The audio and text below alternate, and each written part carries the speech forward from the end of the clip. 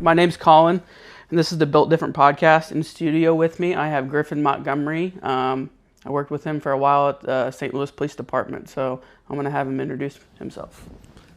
Griffin Montgomery, still work for St. Louis City Police Department. Been there for just hit my 5-year mark. What are you doing for the department now? Right now I'm in the District 6 Detective Bureau. So walk us through a day in the life of a 6th District Detective. So come in, check your caseload, see what's been assigned to you for the week. We handle all the follow-up work when there was a shooting, a robbery, a burglary. Prior, we handle all the follow-ups. If there is a shooting or a robbery while on duty, we respond out there. Get surveillance video, do on-scene investigations, handle any wanted cards. Mm-hmm. If people were placed out wanted for committing a crime, we question them, decide if they're going to get booked that day or cut them loose, and so forth. What's your caseload look like? Are you usually sitting on a lot of cases? Oh, yeah. Yeah. Oh, yeah. Yeah. I mean, you were in District 6, how many shootings and robberies there are in a week. Yeah. I mean, it's... They drown you in it, for sure. Yeah, I definitely... I don't envy you in that job. Yeah. It's there's no keeping up. It's just chipping away as much as you can. How's that correlate with your home life? The wife is very supportive. The bureau is starting an hour later is nice for the kid and whatnot, but also, I started vacation this week, and I've already been to work yesterday and today. Yeah. And I'm sure I'll be in there tomorrow as well, so it can get a little aggravating at times when the wife is stuck with the 2-year-old menace, but... Yeah, how is your kid doing? He keeps me busy. He keeps me busy. He's awesome. Love him to death. But, man, he is a handful. That's awesome. Let's talk about, because I know it has changed a lot, and I kind of hit on this with RUMSA, but how much has your career changed? You've got three years on now? Just hit 5. My goodness. 5 from when I started the academy. Yeah, I guess that would be. Yeah. I don't know why I said 3. Yeah. Okay, so you've got 5 years on. So how much has not only the department changed from your start, but also just the people that you've worked with? Well, I mean, the department as a whole, I mean, it's almost seems like it's 180 since I've been on. Mm-hmm. Not saying necessarily good or bad, but I mean, staffing alone, I remember showing up to work and almost every car was filled with 2 officers, and right. We went out as a group. We were doing our running and gunning, and now you show up and there's 4 total officers for the district when, on a perfect world, there'd be, 18, 19?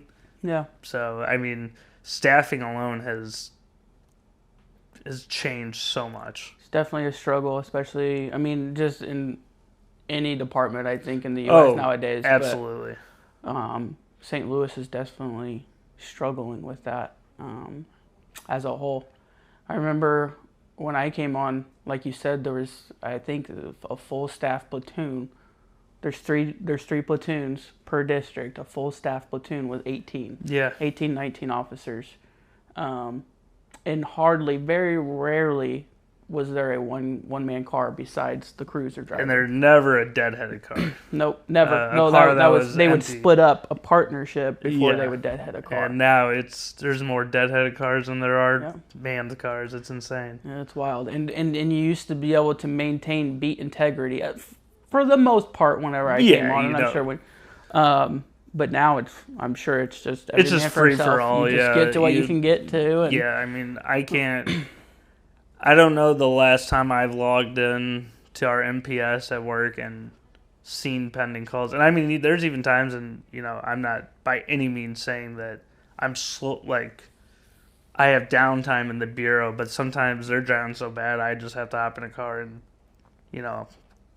get out there and help them out because, I mean, when the next shift shows up and there's 30, 40 pending calls, it's just, you're just going to keep drowning. Mm-hmm.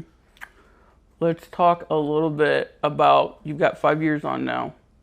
I'm sure you've learned a lot of life lessons in that time frame. Being on the north side, for some of the years, probably one of the, if not one of the dangerous, most dangerous parts or areas in the U.S. even.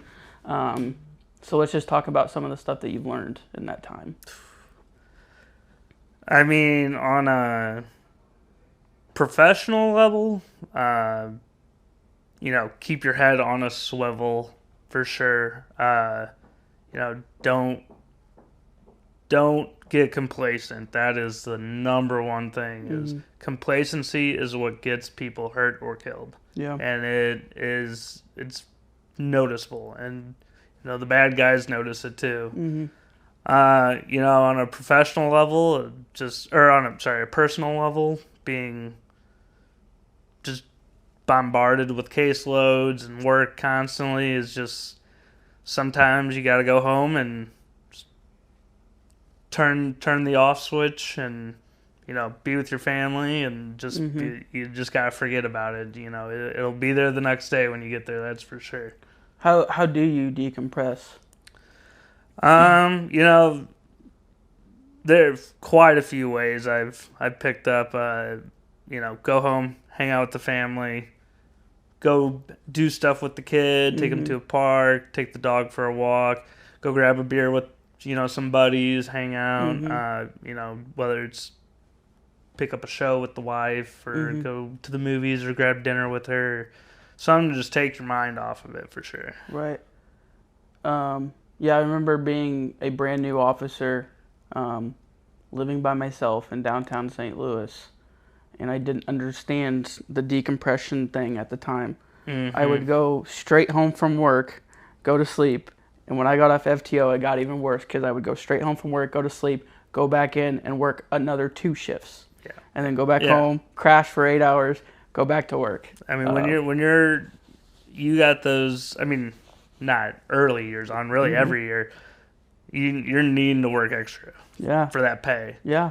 You got to have some overtime. And, I mean, now I don't see how they could ever say no to overtime with how short they are. But, yeah, I mean, that same thing is going home and then just being like, I'm cool, go to bed, whatever, start over. I mean, it just starts just burying you. It's a vicious cycle. Oh, yeah. So, with any job, you're going to have the good and the bad times. Let's talk about some of the good times first. Just some of the things that you reminisce over or you miss, or you're like, man, that was a good month I had on the job, or, good times. Yeah, I mean, for sure, the better times that come to mind is I started out on FTO, got off FTO, went to Night Watch, and when I got off Night Watch, I got put on your squad. Me and you were partners. There's Corper and Hines, Nelson Spees, and then just every single day. Don't forget about Pettit. Pettit came. I was gonna bring him in a little bit. I didn't want him feeling left out. No, don't worry, we got you. Absolutely not, Pettit. We love you. But just getting together right after roll call and be like, who are we going after, or what block are we going after? We always had like a set plan for that day. I mean, I remember, it usually revolved around the crime that was happening at the time and stuff. Yeah, I mean, I remember just rolling down Davison 2 cars deep while we had a car in each alley, and people would just scatter. The people on the street got who they could get. Everyone else in the alleyways were just violent criminals. Oh God, yeah. I mean, there was never a time we hit that block and didn't get guns or drugs or shooters, anything, for sure. I remember a really good time was the pursuit that we got into. I think it was Mitchum and Kayla when they had that on-view shooting. Oh yeah. Driving down, they wreck out West Florissant, Riverview-ish, and then you get out and run, and I go to get out and follow, and my car door was broken, and I'm having to like climb out this window as a school bus is passing me when we just chased the shooting car. That was one of the funnier times I've ever had. Yeah, it's I mean, that you think about how chaotic those scenes get. Just in my 4 years of experience, I had, several big pursuits and stuff like that.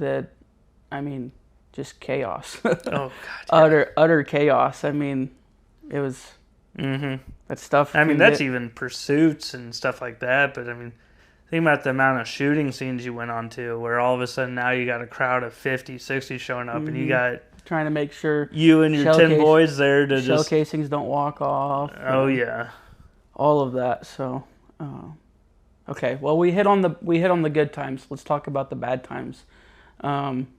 Every job has that where you're like, man, I do not want to go back to that time. Yeah. I mean, I'll briefly talk about just, getting stuck super late, just getting handed a mess that you didn't want anything to do with and it just fell in your lap. But I mean, the worst time, hands down, is, when you and Speece got shot chasing the car, and then, you and Speece took off. I was probably stopping my car, I don't know, 100 feet behind you guys, and then you're already light years faster than me, and now I'm behind you and got to catch up. And then when I round the building, I see Speece get shot, and I had no idea where you were at the time. And then just realizing, like, well, Colin's not answering the radio. There was an eruption of gunfire. And then just seeing, Jordan Taylor and all them drag you out, County and other guys drag Speece out there, and then I get thrown in a car, and I don't know what is going on. I mean, let's talk about that. I'm sure. I mean, I couldn't imagine. Yeah. Watching two guys that you were just in a pursuit with, the only really two city guys that you were around at the time, both of them being drug off, thrown in an ambulance, and then someone grabbing you and putting you, I'm assuming, in a police Tahoe. Yeah. I couldn't tell you whose, but yeah, they picked a random Tahoe. Like, what was going through your head? Like, who's, I'm sure.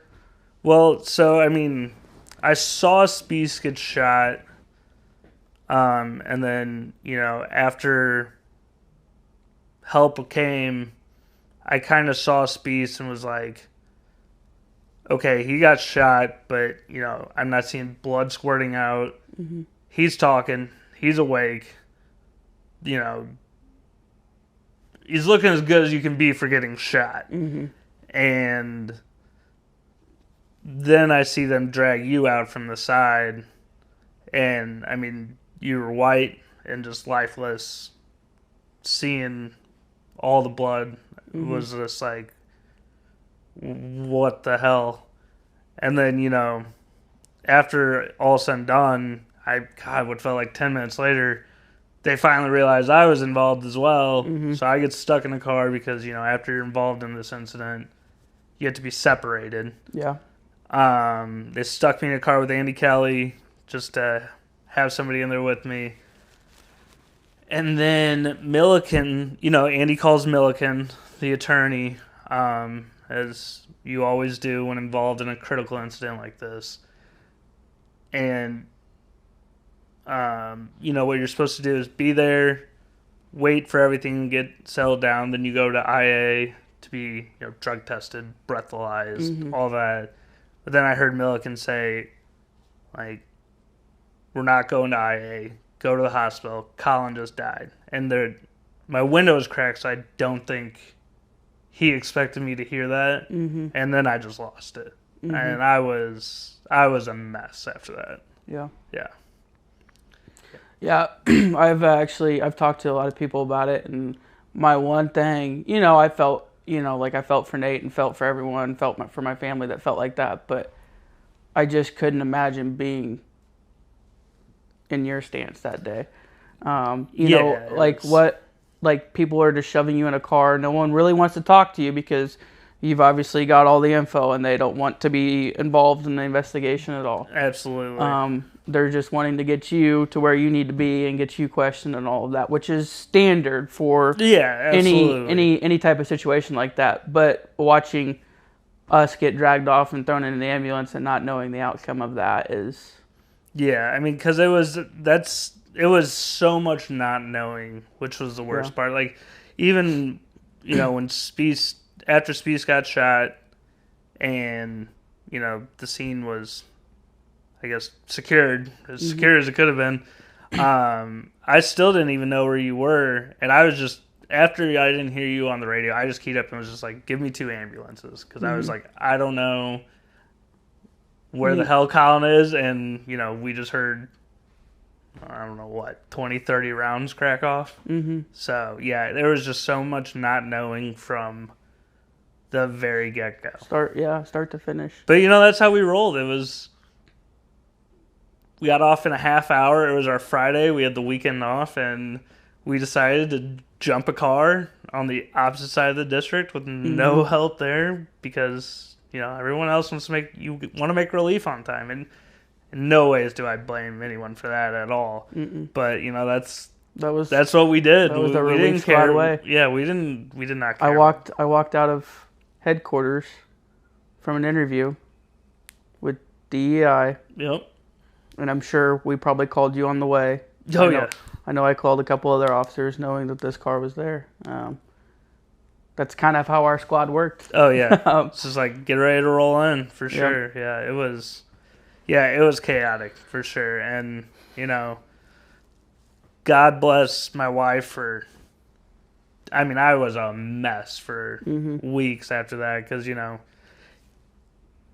Spieth obviously, once again, as fine as he could be for being shot. He still got shot, had, and, I'm not going to go into any additional trauma. That's none of my business to speak on. I don't know anything like that he might be dealing with. But just seeing, like, your recovery, and it's still, like, it's... We're not out of the clear yet. There was still, like I said, from the very get-go, till you were discharged. It was, even after you were discharged, there was still so much just not knowing. For sure. Yeah. All right, well, we'll get off of that topic now. Yeah. Let's see. So we kind of touched on, your progress through the department and stuff. And obviously, I mean, our shooting, how much time did you have on at the time? That would have been, if you're starting from, the beginning of the academy, 2 years? Okay. Yeah. So not a terribly long time, No. Not from what you look back now and you're like, I've got this whole, you've got all this. So you've seen a lot in your career. A couple other things that we don't have to touch on, but, you've seen a lot. Oh, yeah. What did you do before policing? I mean, you're how old now? How old were you when you started the academy? I was 25 and I just turned 30 yesterday. Okay. So what did you do before? By the way, happy birthday. I don't know. Thank you. I don't know how I missed You did that, text but... me, so. Okay, good. So I did a brief stint with residential framing, like construction work, and then I managed it was a catering company, and I managed all the dry good purchase ordering. I was in charge of all the people that set up the events, the dishwashers, stuff like that. Pretty boring, long hour, low pay gig. Something I'm very used to in my life. So. Would you go back? That? Yeah. No, God, no. You like policing more? I love policing. I'm not going to lie and say I wanted to be a police officer since I was a little kid. No, I knew that, like I said, I was making far less than I was making on this department, and I was kind of at the peak and was like, I can't live like this forever. And, my best friend... Michael Hummy, who's on the department, he said, man, policing's great. I'd recommend give it a shot. You can always move on and go do something else if it's not for you. And yeah, I mean, since day one of the academy, I was like, this is for me for sure. What year did you go through the academy? Started December 9th of 2019.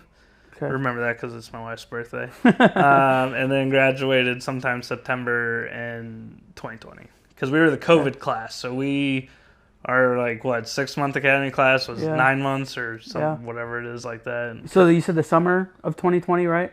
September. So summer, fall, whatever you want to call it, September. So you got out of the academy like, I would have been overseas at the time, I think. Yeah, 2020. You came back like a few months after I graduated. Yep. So I would have been out. Yep. And you rode with, I'm trying to think of who trained you. Training officer. Was it Green? Yeah. Green was the majority of my FTO training. Mm-hmm. He's a great dude. He's back in the bureau with me now. Yep. Very, very smart guy. Yes, he is. Then worked with John Nettles on Night Watch. I'm trying to think of. He's with DePere now because he's a paramedic, firefighter, police officer out there. Oh yeah, they do that. They do that out in DePere. I've got a buddy out there actually. Because he was a paramedic when he came on. Really? Yeah. Yeah, Eric Matson was in the academy with me, and he went out to DePere, and he likes it a lot. Yeah, you work like 2 24-hour shifts, and you get like 2 weeks off. And how do they do that? They do like, so when you're a cop and then you're a paramedic, or? Yeah, so I think, and don't quote me on this, it was something along the lines of like 12 hours of your shift, you're a firefighter, 8 hours, you're a cop, 4 hours, you're a paramedic, something along those lines. That's I don't know exactly how it is, but yeah, they do that. And he tells me that sometimes they'll respond to a call like in the fire truck wearing their police gear. That's wild. Yeah. It's just like, okay. Oh. But whatever works for it out there. Yeah. He's doing all right. Worked with Nettles on Night Watch. Came off Night Watch. Rode with you. Came to the relief squad and worked with you. And then Pettit, who was my classmate and still my good drinking buddy, came on, and I rode with him. And now I'm in the bureau. Fun. Yeah. Let's talk about, we've kind of touched on a little bit of everything, really. I've had some questions about this, so we'll just kind of touch on it a little bit. Let's talk about your academy experience. It was probably a little bit different than mine because I came through, and man, I came 17, so like 2 years. A little bit of difference in there. And I know it's forever changing. There's different instructors and everything, but when you came through, like, it was. I mean, what was a day in a life of an academy student like? Day in a life of an academy student was, hopefully you didn't stay out too late the night before with all your classmates drinking and praying you didn't have PT first thing in the morning. But then it was just, get in there. It was testing, learning so much stuff thrown at you. Running, you had driver's training, the range, shower Rossmano, skinniest I'd ever been. Yeah. Making me run all that. She's the devil. Yeah. But then, other than that, it's just keep your head low and just try not to get it's the an whole interesting squad thing. whacked. I've been like, I was in the Army. I've been through basic training and stuff like that. The Army was more about improving physical and learning like certain traits, but I feel like you were in the academy. You were learning, laws, traffic stuff, all of that kind of stuff, on top of also learning tactics and learning how to be a police officer and learning how to do this stuff, on top of physically preparing yourself. And that's not to compare the academy to basic training, because it's not. No, sure. But it was an interesting feeling in that, like, you felt like you were going to school, but also you know, it was just different. It was a different feeling. Yeah, it was, you were going to school. You're getting paid to do it. You're getting in shape. You're getting in shape, and, you know, at least from my experience, I know every class is different. The vast majority of my class, we all got along. So, you know, it's like you're just going to school with all your degenerate buddies, all that's exactly being stupid. Yeah. Did you ever have to go into like any parades or stuff? No. Oh, you went through COVID. Yeah, so you didn't we get went to through experience COVID, that. so we didn't get to do ride-alongs. We didn't get it. The only thing we did was we worked a graduation class. I believe the class before ours. That was the only, because, you know, they want to fill up your overtime bank when you leave. You know, I mean, they don't want to, but you don't really have a choice with parades. Yep. Yearly ceremonies they do, working graduations. So normally you leave there with 40 hours overtime in your bank, and we left with 2. That's wild. So we had to work 38 hours of overtime before we could start making overtime. Yeah. That's wild. So yeah, we really didn't get to do too many of the parades. We didn't get to do any of that stuff really. It was 6-7 months, maybe, I don't know, into the academy, and the world got shut down. You know, we would go to the range when it was time to shoot, and when we did that, they PT'd us there, because it's like, all right, we're here no matter what anyways. But then it was Skype or Zoom or whatever for when you had classroom days and you were at home.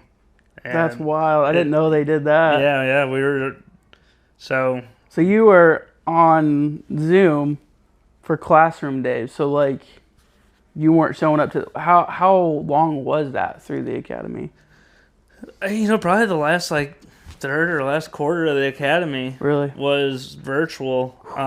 You know, they obviously, like, pivoted the schedule around. They're like, okay, instead of doing class and PT and range and class, they're like, all right, do range and PT, because they already have to be there together anyways, and then do classroom days. And then when it was classroom days, it was sit at home in front of your laptop, and, you know, they test you over the computer and stuff. You'd still have to come in and actually take the final test. right. But, you know how instructors are when they're grilling you in class to see if you're paying attention or not. And, you know, oh yeah, it was all that. Yeah. Who were the instructors when you went through? So now Sergeant Perry. I forgot he made sergeant. Yeah, a lot of them did. So now Sergeant Perry was my supervisor. Now Lieutenant Swinton was my assistant supervisor. That's Kelly Swinton, right? Yeah. Okay.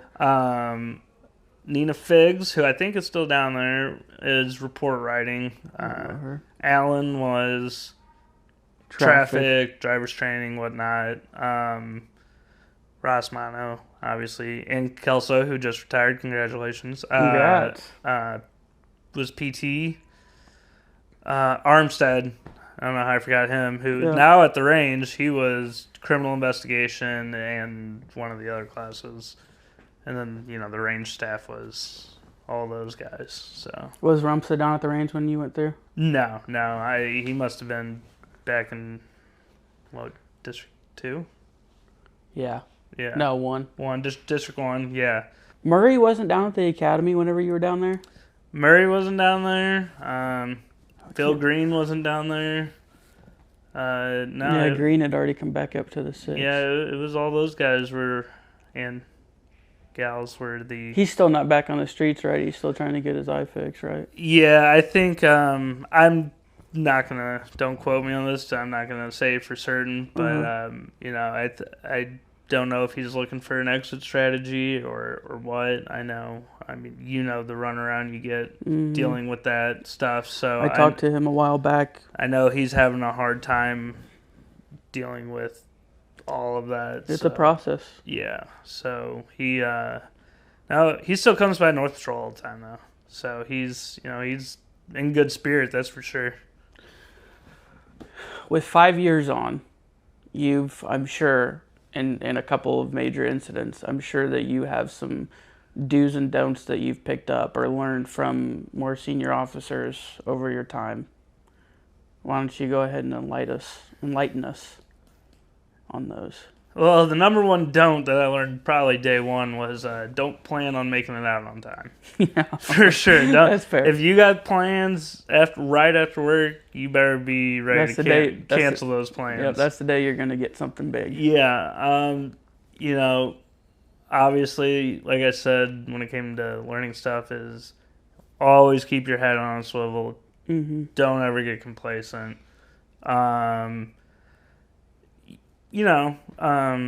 All that stuff, but as terrible as we're all portrayed and all the terrible things we have to see, and, you don't always like every coworker you're with or every supervisor is.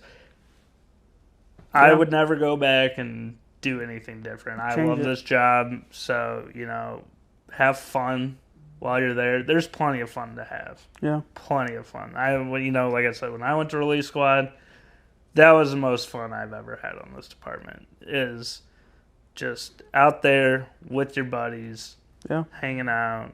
But yeah, for sure. And then, when you get home, decompress, like we said, because it's, some days are easier than others for sure. And God bless my wife for sticking with me this long, because I don't know how she does it. Thank you, Mary. Yeah, thank you, Mary. We love you. But yeah, the job changes you for sure. It does. It just, there's no way this job, at least with a major municipality like us, isn't going to change you. There's no way. The things you see, the things you do, but, just keep it under control. Everyone changes all the time, but, just don't let it change you for the worse, for sure. But, yeah, that would be my advice. Okay. All right. Well, thanks for coming on, Griffin. Awesome. Thanks, Colin. Thanks for having me. Yep.